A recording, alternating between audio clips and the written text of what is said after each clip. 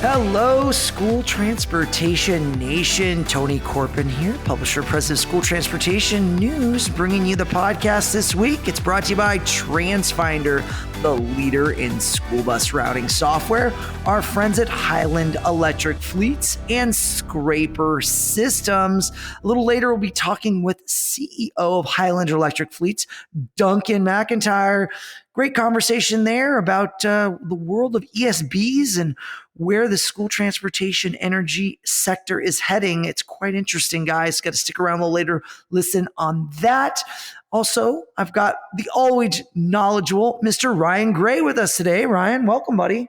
Hey, Tony. It's great to be back on The Nation.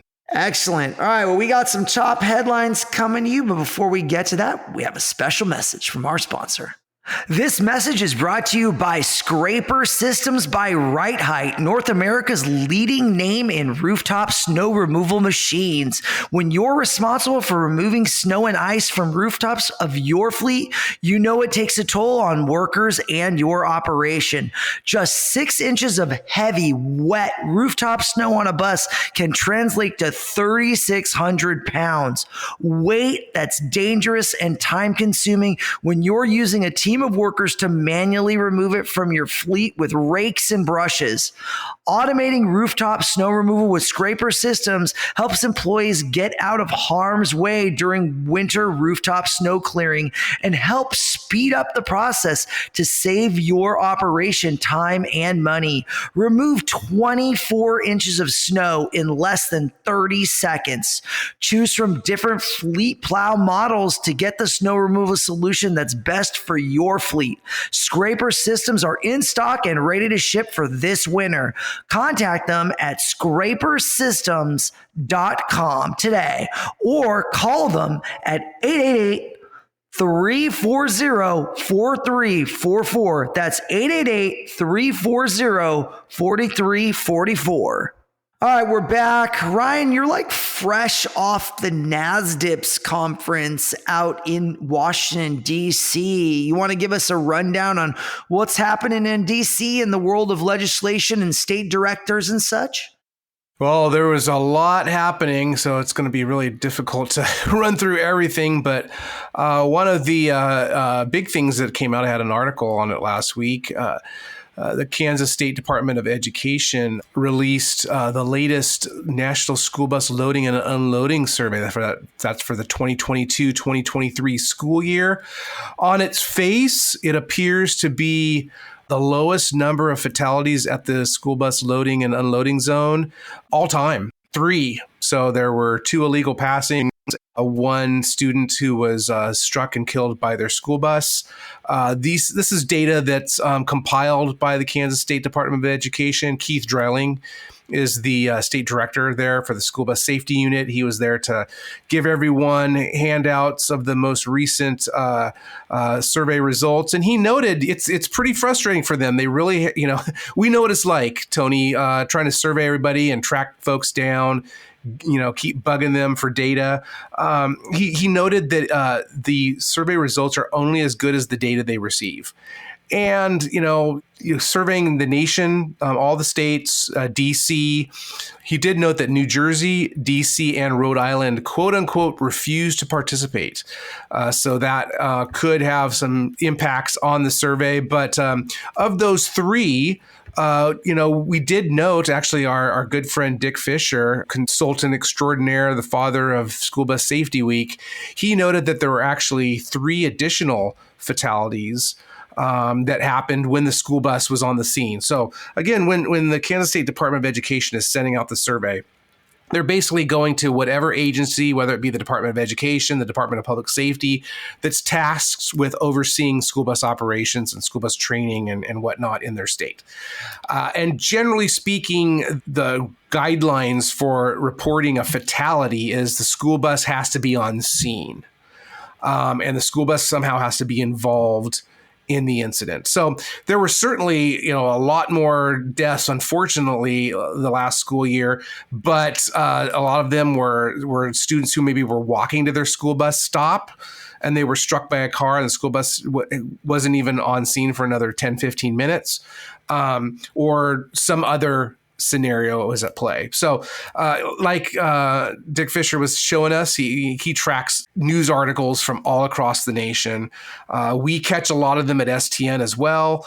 And we have noted in the past, Tony, we've written about it, that, not always does this National Loading and Unloading Survey show the complete picture.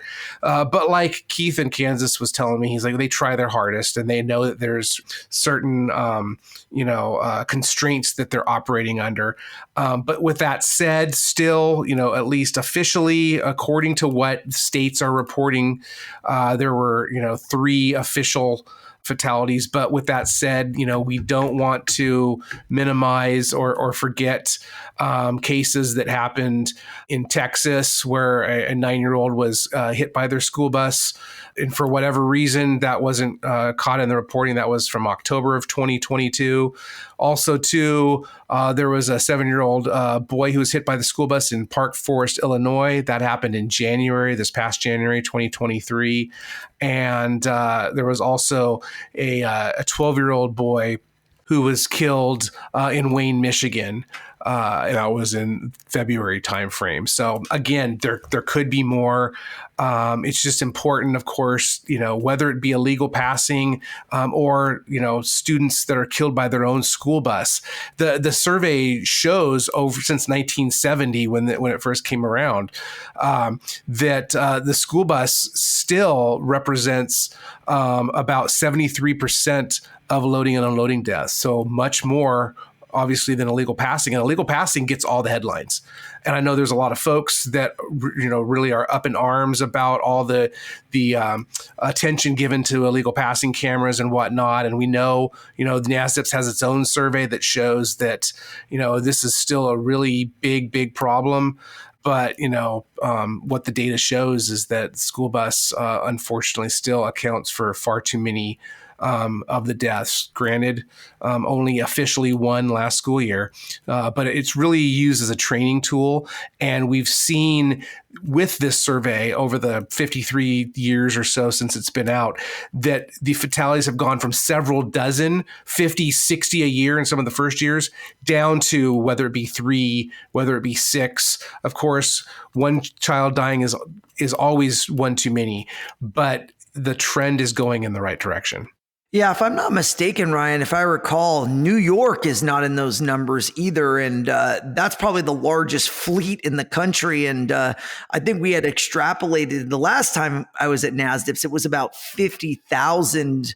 I mean, maybe more. Yeah, that's for the NASDIP's illegal passing survey that came out over the summer. So it's a little bit different. So that's looking at illegal passing incidents of school districts and states that participate in it. And that's only about a quarter of all school bus drivers that are represented in that. So to your point with that one, New York does its own separate survey, and for whatever reason, from what we've gathered, that data is not shared with NASDIPS. But yeah, there's another 50,000. So you tack that on to the tens of millions that NASDIPS extrapolates if it looks at all states, all districts across a 180-day school year. But with this one specifically, where it's looking at fatalities, obviously there are shortcomings. But, we want to shout out to Keith Dreiling and his team there in Kansas. They do some great work out there of just, trying the best they can to cull all this information. Yeah, another thing, Ryan, I know in our November issue, our friends at First Light Safety Products put out a stop arm efficacy study looking at illuminated stop arms and just illuminated buses in general as it related to their product specifically. So it's very interesting to see how respondents put in their information and how there was a reduction in passing, and there's a correlation there in loading and unloading zone safety. So, there's definitely stuff where you see the tie together and you see technology where you're talking bus illumination, visibility versus cameras, which is more of a punitive kind of thing where you're getting a ticket. So this is it's after the fact too. The cameras are, they catch it after it's already happened. And, and to your point about, the First Light products, the attendees at NASDIPS last week, we all saw that technology at play, walking back from dinner. one of the evenings, a couple of school buses that had been, transporting some of the attendees back and forth were driving away, and one was equipped with the First Light Safety products signage, and one wasn't. That was right behind it. You could definitely see the difference, because a lot of times we go to the trade show, those of us who can go to the trade shows, we see it there on display, but we don't see it compared to what a non-illuminated LED signage would look like. And it really stood out. And somebody made the comment, actually, hey, that's the best advertisement right there. Yeah, it's interesting.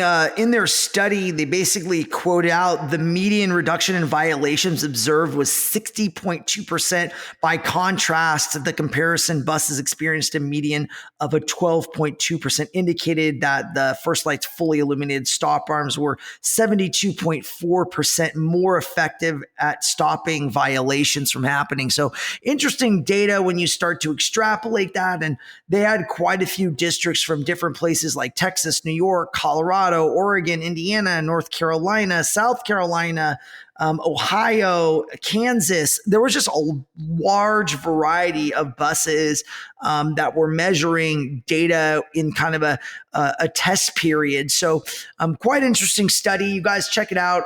STN website, STN magazine, November issue. Lots of info there to learn more about kind of some newer technologies that are out there in the field. But, Ryan, it just becomes this larger safety discussion that we always are having. I feel like it's a broken record to some degree.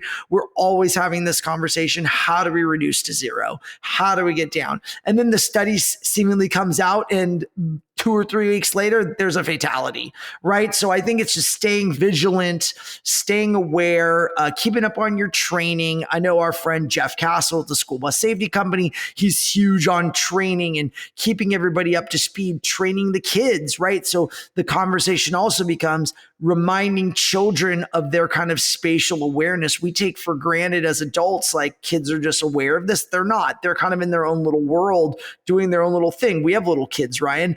I ask my daughter all the time, and, I feel like, yeah, she knows this, but yet she'll just tootle along the street if I don't check her. You got to get into that behavioral thing where you really make sure the kids look both ways, make sure they wait for that driver to signal to them that it's safe to cross, make sure you're aware of your surroundings. Obviously, there's fluke things that happen where a child's waiting at a school bus stop and a car hits them inexplicably because the driver is distracted, loses control. You hear stories like that all the time, and it's a sad situation. And the negative always gets highlighted, right? The media gloms on to some negative piece of information in the mainstream consumer. And then they paint the school bus industry in a very bad light, and they're very isolated. It's just very rare incidences. But everybody likes promoting the bad, not the good. You never rarely hear of the good. So it's on our industry to really advocate for itself on all the good we're doing, all the active kind of safety preventative measures that we're taking as an industry, and really try to solidify the value to the parents and the community that school transportation provides. Because, you ask a general parent, they think driving their kids in their own car is safer than putting them on a school bus. And we know that's not true, but parents believe it to be true because if mom and dad are at the wheel, that it's safer. That's the perception. So there's this kind of tug of war that goes on out there in public perception land, but this data only helps kind of provide a bright light on how we can continue to be the safest mass transit industry in the world. And I think, Ryan, these little tidbits are super valuable. Absolutely. And, of course, there's always you were talking a little bit earlier about the technology, and, the NTSB had a representative in NASDIP last week, of course, talking about advanced driver assistance systems, collision mitigation. Of course, NTSB is pushing that kind of stuff. So we looked at some crash investigations that they've been doing, some school bus or some just, with some characteristics that they felt the school bus industry should be paying attention to. So, it really takes a village. There's a lot of things that go into this, a lot of brain trust, a lot of, technology, a ton of training. So, it's just staying vigilant and, always trying to do what's best for the kids. Yeah, great conversation, Ryan. Kind of shifting gears, want to talk a little bit about some webinars. I took part in a webinar by Highland Electric Fleets. It happened last week. It was a really great conversation. We took a deep dive in kind of this world of electric school buses, and Highland had put together kind of a great panel of superintendents, which is nice to hear from the soups on what they really had from an experience of deploying electric school buses within their organization. So we had Tim Farquhar. Now, he has been someone that we've had on STN before. He's spoken at our conferences, been on webinars previously, and Tim is the superintendent at Williamsfield Schools, and he definitely provided a lot of information on his deep experience in taking advantage of the EPA Round 1 money and deploying that out amongst other programs, and kind of the deep experiences on what's going on there in Williamsfield, Illinois. Also, we had Andy Edmondson at Hardin County School District. He's the superintendent out there. So he was talking as well about being a district in Illinois that is in a very rural community and really coming up with redundancies for power for their facilities. And just very interesting to get the background from them on what they had experienced, some of the costs involved with deploying it, the funding they had used. And also on the webinar was Amy McGuire. She's the director of market development. So Amy talked a lot about what Highland Electric Fleets does and how they basically support their customers to access funding and equipment. And the guys, both Tim and Andy, really echoed the value that they brought in terms of the customer service and the ability to help kind of right size the charging infrastructure, where Andy went with, 3 bi-directional chargers for V2G, and then, preparing that. But he also wanted basically other chargers, which are built out by Borg Warner, and I believe using Nuvi software. And there, each charger could charge 3 buses kind of rotationally. So very interesting to see these guys kind of share their tutelage on that, and really great information. If you guys are looking to check out that webinar, it is on demand on the STN website. If you go over to stnonline.com and you go to the news section, you click on multimedia and you go to webinar, you'll be able to watch the webinar that was on November 9th, asking lots of questions. People were firing away, asking lots of things about how did they get funding? Why did they choose chargers? Was there a difference riding on gravel roads versus paved roads? The things like that people are dealing with. How did the community get involved? What was the advantages? Kind of comparing diesel versus electric side by side, the cost of energy, charging peak and off peak, some of the cost savings that were realized. Just a lot of great nuggets in there. And I know our own Claudia Newton is going to be cooking up an article on stnonline.com to give you the cliff notes on that webinar too. So go over there to the website and take advantage of all the great information that we have available for you on everything related to electric school buses and the changes the school bus industry is seeing all around that. Well, we have a real treat. We've got Duncan McIntyre, who's the president and CEO of Highland Electric Fleets. I'm going to be talking with him in just a second. And then Highland Electric Fleets was also on the front cover of the New York Times talking about all the things they're doing out there in the school transportation industry, which is great PR for school buses, right? Great PR for our industry. So want to thank them for their leadership in those aspects. But before I get to that interview with Duncan, we got a quick message from one of our sponsors. Well, the votes are in and STN Expo attendees have spoken. TransFinder was overwhelmingly selected as the best software and best hardware for 2023 at STN Expo in Reno, Nevada. Yes, you heard that right. For the first time ever, TransFinder received the Innovation Choice Award for best hardware. And for the second year in a row, TransFinder has won the best software award, adding to numerous past past awards TransFinder has won for its software products. TransFinder's move into hardware was driven by client demand. TransFinder now provides the tablet, the mounts, the card reader, and more as part of its one partner, one solution approach. Guys, you can learn more by visiting transfinder.com or calling them at 800-373-3609 or email them at getplus@transfinder.com and make sure you put ST and podcast in the subject line. All right, guys, super excited to bring to the podcast Duncan McIntyre. He is the CEO of Highland Electric Fleets. Duncan, welcome, my friend. It's been a little bit since we've seen each other. You've been busy out on the road doing your thing. Tony, yeah, great to be back. Good to see you. It's been a little while. Appreciate you having me on. Excellent. So Highland Electric Fleets, let's bring the audience up to speed if they're not familiar with what you guys are doing. You've been pioneering ESBs in the market and kind of helping school districts and private fleets access this new kind of energy platform. What is going on there? Give us a little flavor of who Highland is, what are you doing, how are you helping customers kind of access this new technology and kind of educating the market? I'd be happy to. Our vision as a company is to make electric school buses accessible and affordable for all communities at our core. What we mean when we say accessible and affordable for all communities is there's often a set of barriers around converting from a diesel fleet, a gas fleet, whatever's running today, to an electric fleet.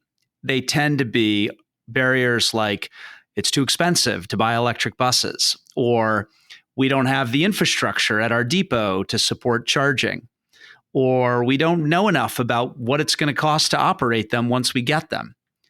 We focus on providing a total solution. So we bring the financing for all the equipment, that's buses, charging stations, all the rest of the infrastructure. We bring services.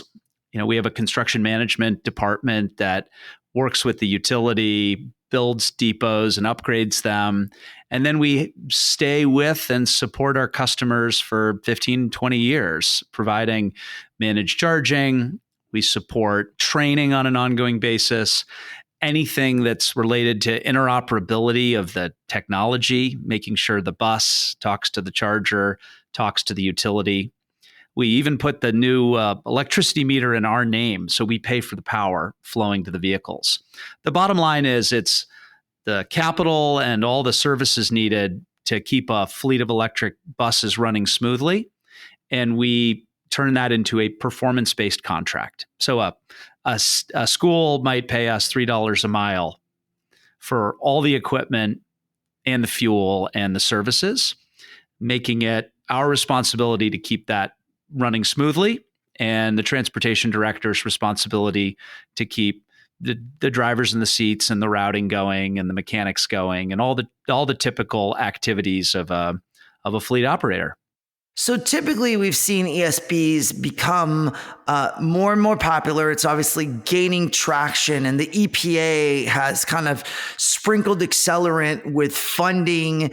How does Highland kind of bridge that gap? How do you access the funding? How do you help clients you work with kind of achieve the ability to kind of engage in electric school bus? Because a lot of people are probably feeling a little gun shy because they're like, hey, I hear like it's hard to get infrastructure, the utilities, like I don't have a department to handle this big, giant gorilla of a situation. Highland comes in and helps that, correct?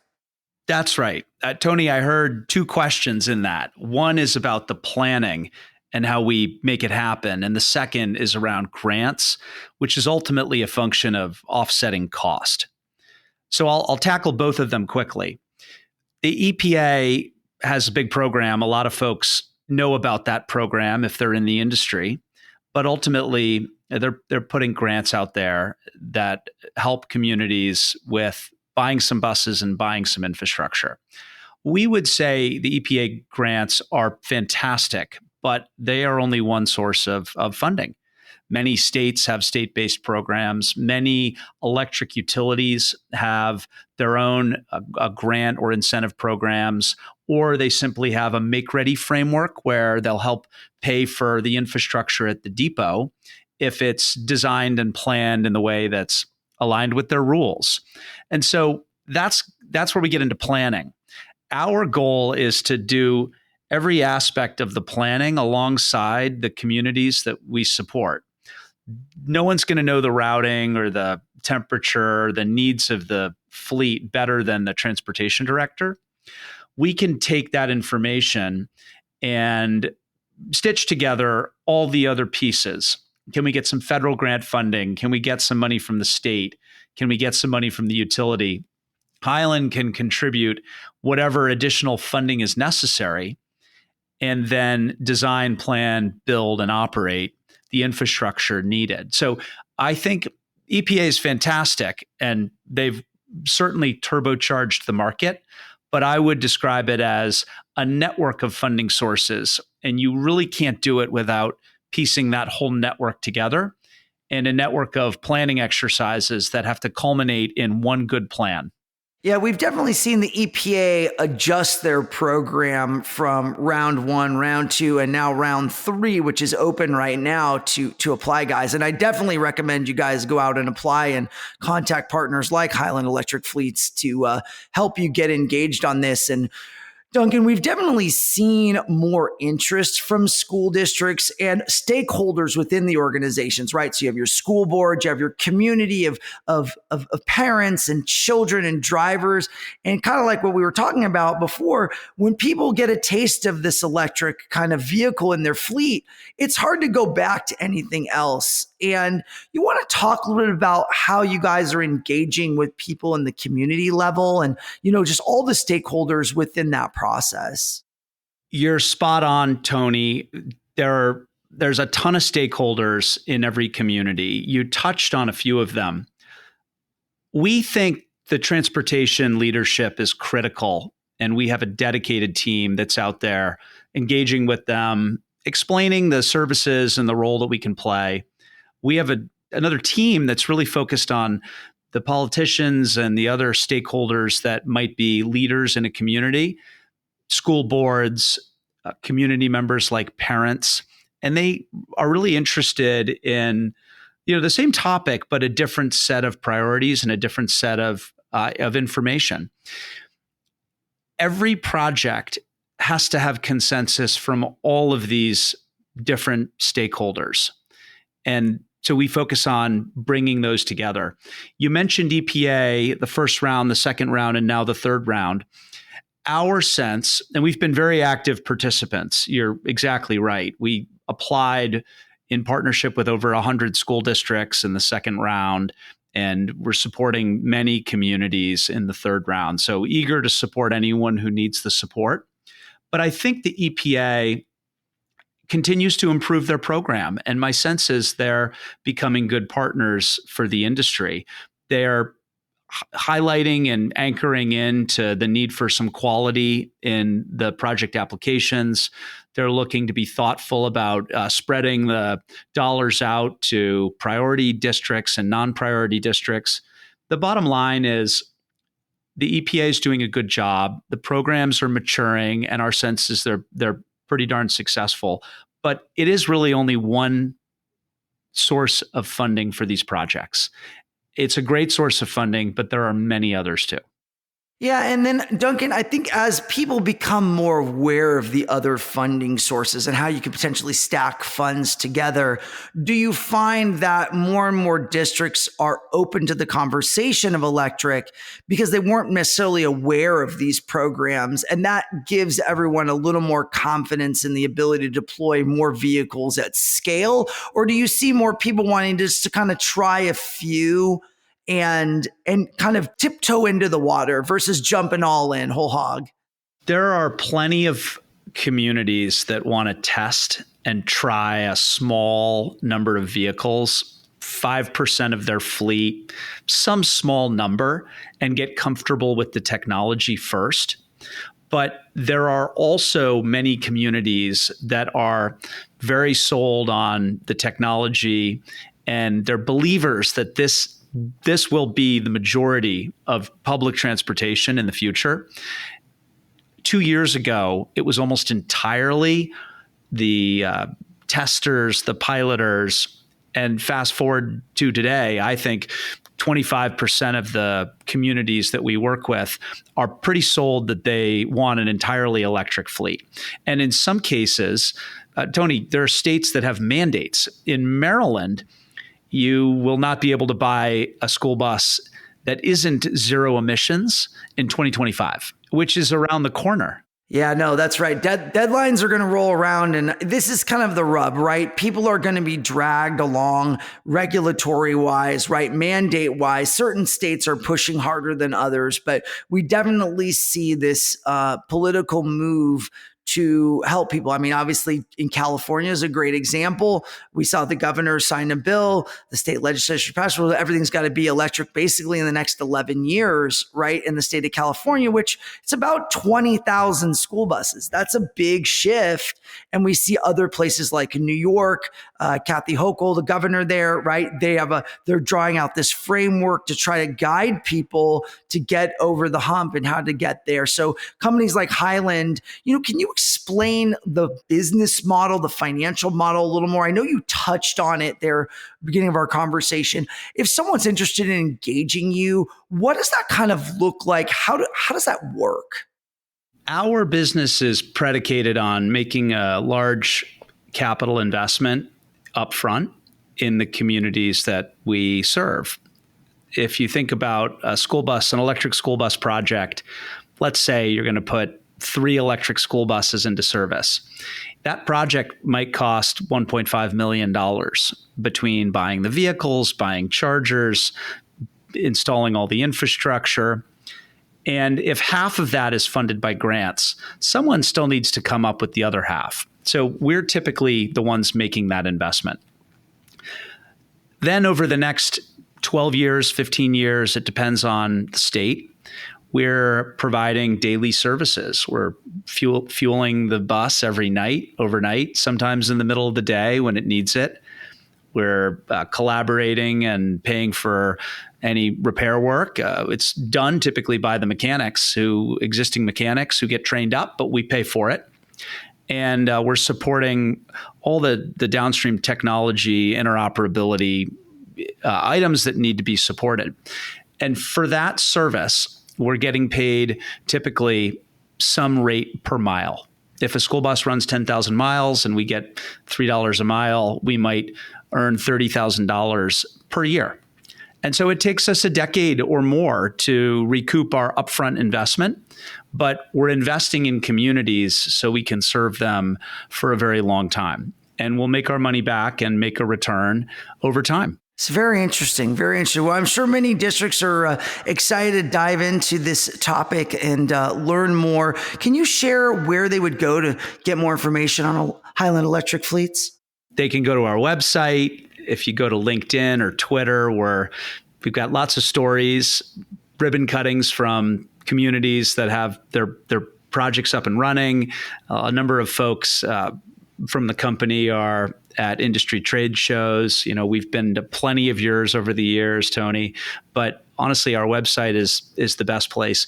Or you can just call Tony and he'll direct you to me. That's right. I'll definitely take care of that. And then you could also go to a webinar on the STN website with Highland Electric Fleets, where we have different stakeholders and experts that are going to outline kind of all the things happening in the marketplace. And we've got many articles about Highland Electric Fleets up on our website, guys. You just go to stnonline.com, get that information, learn more.